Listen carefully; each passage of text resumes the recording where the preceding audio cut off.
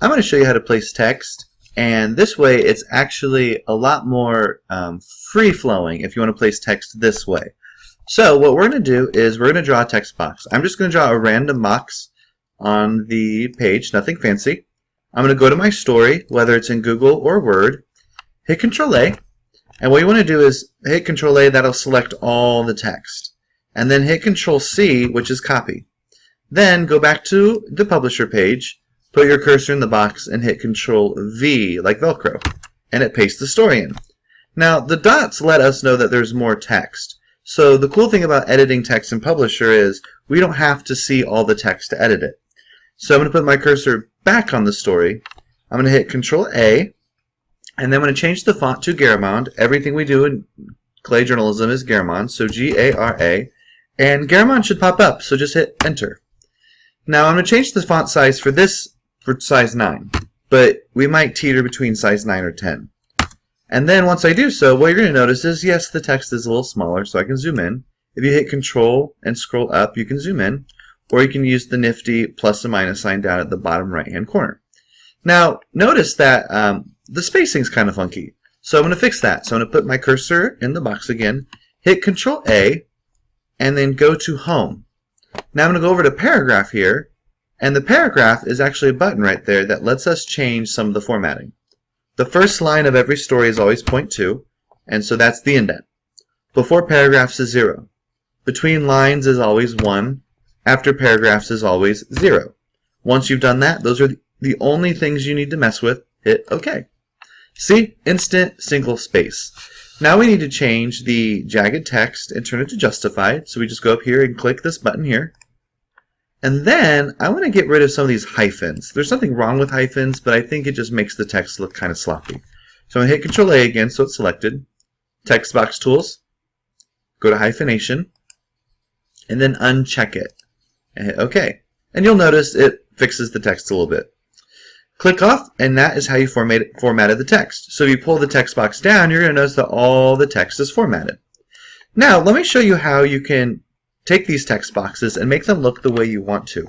Some professional designers actually break the rules and do some cool things with the size of the text box. Typically, a text box will look like this.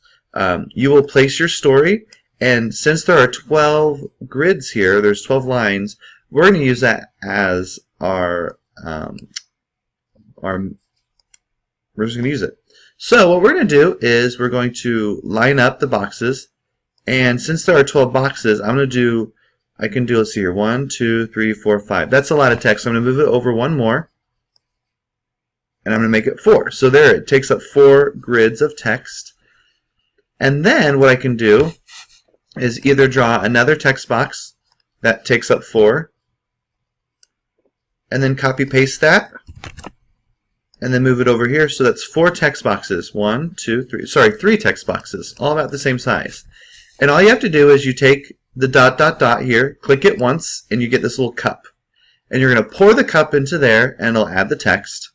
Click it one more time, and you can pour the cup and add more text. Doing this gives you some more freedom. So if you want your story to start down here, because you want something up there, then you can do that. And then you can click and drag this text down here like this. And then you can pull this text box down here like this.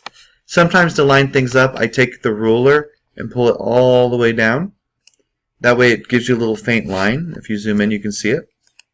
Something to work with. And I can pull my text box all the way to that green line.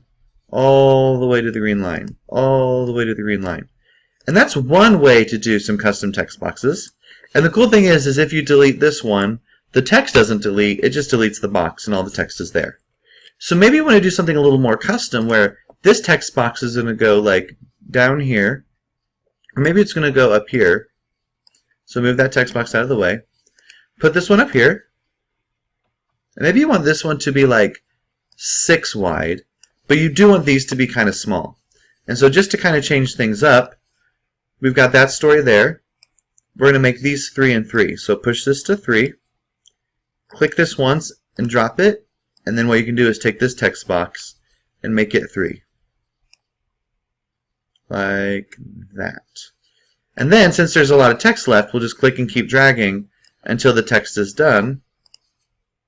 And that kind of looks kind of sophisticated, nice and modern. Since there's some space there, just push it up until you can get it as even as possible.